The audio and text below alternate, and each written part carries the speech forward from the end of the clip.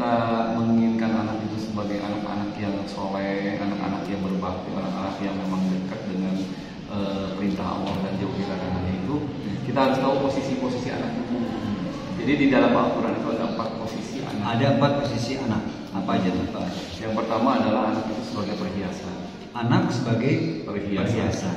Yang kedua itu anak adalah sebagai musuh bagimu. Jadi bisa ya anak sebagai musuh. Bisa. Palingannya di Quran ya. Palingan di TV, di media sosialnya banyak anak yang membunuh. Itu udah kejadiannya. Jadi ya anak sebagai jadi bisa musuh. menuntut ibu kedua orang tua Enggak seperti itu. Itu banyak kejadian sekarang. Ya. Dan yang ketiga anak itu sebagai ujian. Ujian. Keempat ini yang lebih dahsyat, lebih hebat yang didambakan oleh semua manusia ya, yang mempunyai anak terutamanya, yaitu anak adalah sebagai penyejuk matahari. Itu ada juga ya. Al-Huda TV. Assalamualaikum warahmatullahi wabarakatuh. Waalaikumsalam warahmatullahi wabarakatuh. Bismillahirrahmanirrahim. Alhamdulillahirabbil alamin. Allahumma sholli ala Muhammad wa ala ali Muhammad. Bobotoh versi pemirsa YouTube juga Bapak Ibu sahabat-sahabat semuanya. Alhamdulillah di kesempatan hari ini kita berjumpa lagi dengan Kang Abu Jabrik dengan Pak Ustadz Roy Hendrawan tentunya di acara Bobotoh Silaturahmi Al-Huda TV. Di kesempatan hari ini tidak seperti biasanya. Iya, biasanya kita podcastan di atas ya di studio. Ya. Tapi sekarang kita mencoba untuk podcastan di masjid ya, nggak apa-apa ya. Di Masjid Al-Huda Antapani Bandung. Ya mudah-mudahan nanti setelah ada contoh kita pergi di masjid, kita bisa keliling di masjid yang lain. Ya. Nanti. Karena kita kan judulnya siar ya, siar untuk khususnya Mbak, silaturahmi. Dengan izin Allah, alhamdulillah kita bisa ketemu tentunya bakal membahas hal-hal yang lainnya.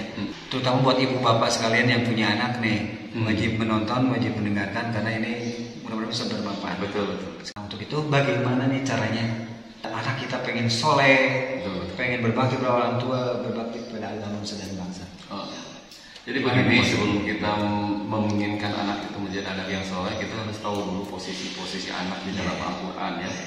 Posisi anak di dalam Quran itu ada 4. Ada 4 ya. Ada 4. Yang pertama adalah dia sebagai perhiasan. Satu, perhiasan. Jadi anak itu sebagai perhiasan. Yang satu, yang kedua apa? Yang kedua adalah sebagai musuh bagimu. Nah, ya. Buat ibu luas bapak. ya? Luas. Apakah benar anak bisa sebagai musuh? Itu udah ada dalam Al-Quran. Kalau kita lihat di media, di TV dan berita-berita ternyata banyak anak-anak yang membunuh orang tuanya. Di antaranya itu ada anak-anak yang sebagai musuh bagimu. Maka fahjaruhum, berhati-hati. Banyak saling menuntut ke pengadilan gitu kan. Itu anak yang menuntut orang tua banyak. Banyak. Bahkan anak yang beda paham, langsung berontak. Perihal waris. Iya. Itu bisa jadi musuh ya. Bisa. Jadi anak bisa jadi musuh, hati-hati ya. Yang ketiga itu anak bisa sebagai ujian dari kita. Anak bisa sebagai ujian dari kita. Bagi kita. Jadi kita berikan anak sama Allah Subhanahu titipan dan sebagai ujian. Gimana kita membawanya ya? Betul. Yang keempat Pak. Yang keempat ini yang didambakan kita semua. Jadi anak itu sebagai penyejuk mata hati. Nah itu yang didambakan. Iya betul. Jadi memang untuk mendidik anak itu harus sejak dini. Kenapa? Anak itu tahu banget sebagai kawan. Kalau kita bentuk ke A, ke B, kemana, pasti ngikutin gimana kita. Gitu. Tapi kalau sudah besar, seperti besi, nggak bisa kita beokeunnya. Malah misalkan Pak Alon dihajar mau dipaksakan potong. Susah. Jadi begitu. Mendidik anak harus sejak dini. Sejak TK mungkin ya. Iya betul, sejak dini. Kenapa gini? Anak itu adalah merupakan peniru yang ulung. Jadi lamun orang tua anak gitu nurutan. Lamun orang tuanya nggak benar, pasti nurutan. Benar nurutan, sebenarnya nurutan orang tua. Jadi anak itu harus memang diberi contoh. Bahasa Sunda mah anak masih polos kena apa kalau di TK SD kelas ini lah masih polos kena. Jadi yang pertama ini yang saya sampaikan itu adalah dalam surat Ali Imran ayat 14. A'udzubillahi minasyaitonirrajim. Juyyina lin-nasi hubbus syahawati minan nisa'i wal banina wal qanatiril muqantarah. Jadi juyyina lin-nasi itu dijadikan indah pada pandangan manusia. Jadi kalau manusia itu pasti memandangnya pasti indah ya. Hubbus syahawati itu adalah kecintaan terhadap apa yang dia inginkan. Minan nisa'i yaitu perempuan-perempuan.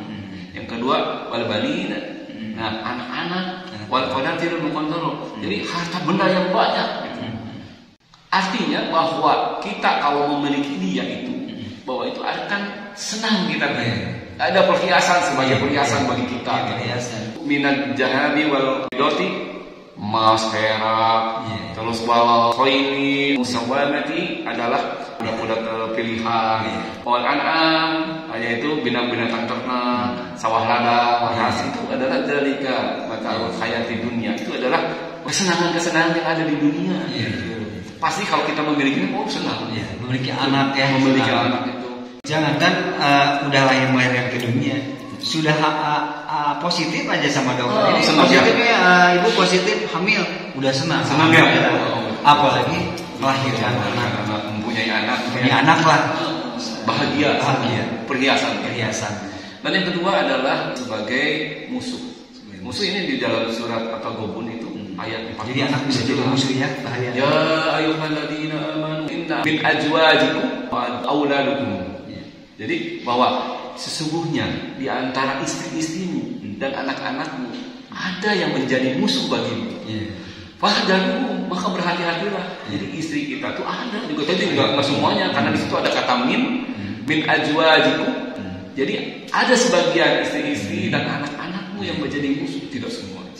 Wa in tafu, jika kamu maafkan, fatasfahu, jika kamu santuni. Jadi urang teh memberi nafkah, walaupun ya jadi musuh ya.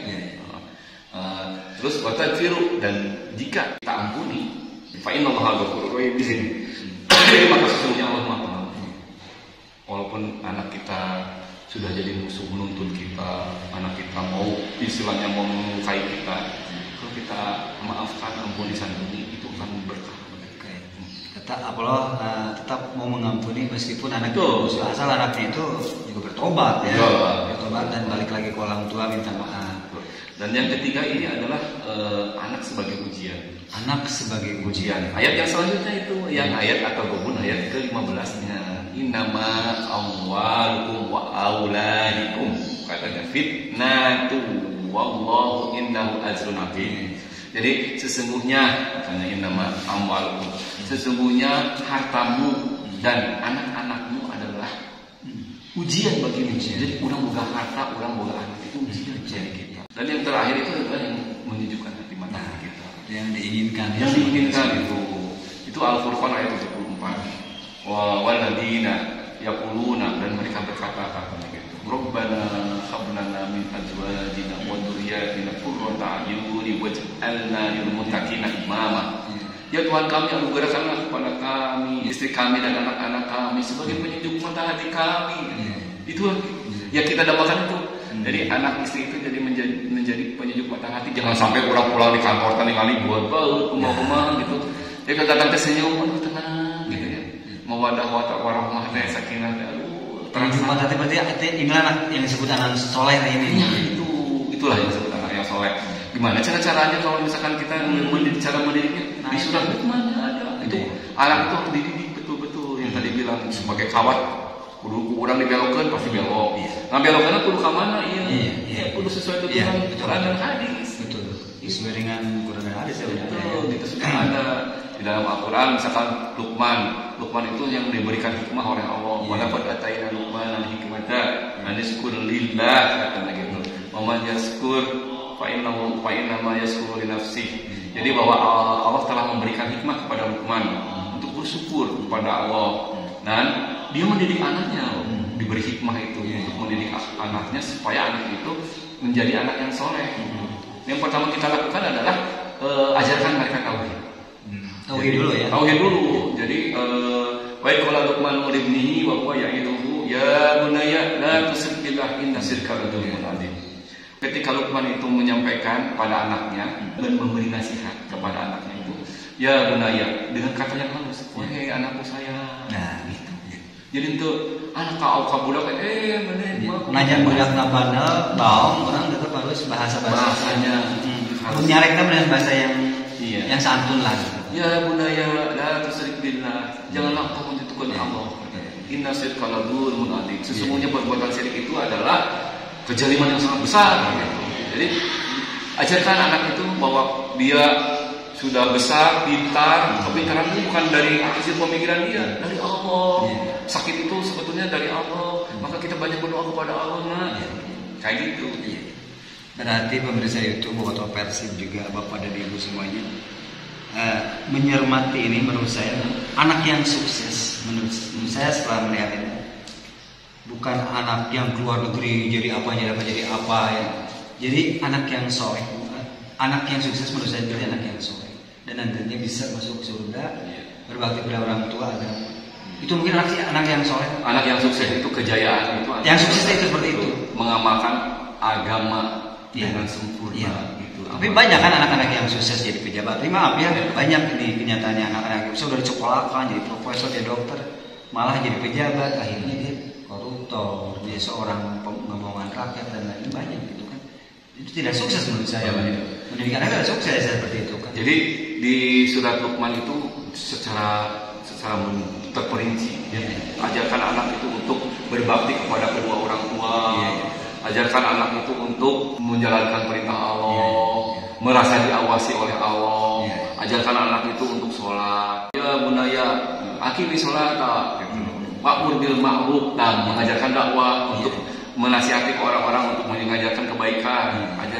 Terus wa'mur bil ma'ruf wa nahy 'anil munkar, jauhilah perbuatan yang munkar. Wasbir 'ala ma asabaka, dan bersabarlah atas apa yang menimpamu. Jadi diajarkan segala detil sekali. Jadi orang temenang sombong, temenang berjalan di muka bumi ini dengan angkuhnya. Karena Allah la yuhibbu kulla mukhtalin fakhur. Sesungguhnya Allah itu tidak menyukai orang-orang yang angkuh dan menyombongkan dirinya. Jadi diajarkan itu. Dan berbicara halus kepada orang tua pun diajarkan. Alhamdulillah, itulah benar-benar bermanfaat ya. Ada 4 ya Pak Ustadz, tadi kita sebutkan lagi nih buat pemirsa YouTube atau Persib Ibu Bapak. Jadi perihal ini ada 4. 1, anak itu sebagai perhiasan. Terus kedua, bisa jadi musuh. Ketiga, sebagai ujian kepada orang tuanya. Dan keempat adalah penyuka hati. Mudah-mudahan yang punya anak nomor 4 pasti memilih nomor 4 sebagai penyuka hati, anak yang soleh. Mudah-mudahan. Makanya mungkin begini Pak Ustadz, mungkin kalau anak pengen soleh berarti bapak anak lagi dulu soleh. Betul. Ya. Walaupun ada juga anak Ustadz yang jadi mananya, ada juga. Cuman ya itulah, kita mendidik anak sejak dini aja. Ya, minimal orang tua adalah nyontohkan tadi itu akan anak melihat ke tingkah laku orang tua tiap hari di rumah gitu kan, kalau orang tua ibu bapaknya. Ya kan kadang-kadang gini, taruhlah nggak jauh-jauh, saya misalkan di rumah ini suka main piano, main keyboard misalkan, anak itu melihat gitu, walaupun jadi bisa gitu, mereka itu tidak langsung. Secara tidak langsung. Apalagi orang di rumah sholat, ngaji, tahajud, misalkan kita bangun, malu anaknya nyalik bangun kacai gitu ya, kayak sholat kan ya, ikutin ya, bangunin istrinya juga langsung ikutan gitu. Jadi kumaha contoh. Alhamdulillah, mungkin buat Persib pemirsa YouTube Ibu Bapak, itulah tema hari ini mengenai anak. Mudah-mudahan bisa bermanfaat. Amin. Mudah-mudahan bisa yang kita obrolkan tadi, yang salahnya dari kita berdua, yang dari Allah Subhanahu Wa Taala. Ya, mudah-mudahan nih acara podcast Bupati ini mudah-mudahan bisa keliling masjid-masjid. Karena kita judulnya juga siar dan dakwah, juga silaturahmi, intinya silaturahmi. Saya doakan aja ini satu ya. Saya doakan buat bapak-bapak, ibu-ibu yang mempunyai anak. Ya, saya doakan mudah-mudahan anaknya jadi penyejuk mata hati. Nah itu. Amin. Supaya anak-anak itu pun sukses. Suksesnya sukses dunia dan akhirat. Mengamalkan amalan agama yang sangat sempurna. Itulah pemirsa semuanya, mungkin ada kata mengatakan kalau ada sumur di ladang boleh kita menemani mandi, kalau ada umur panjang mungkin kita bisa berjumpa lagi di lain waktu ya. Mudah-mudahan jumpa depan kita masih diberikan kesehatan dan diberikan umur yang panjang. Amin. Dan bisa berkeliling ya. Akang Ustaz Roy, hatur nuhun. Agus Jabri juga harus pamit. Mangga, assalamualaikum warahmatullahi wabarakatuh.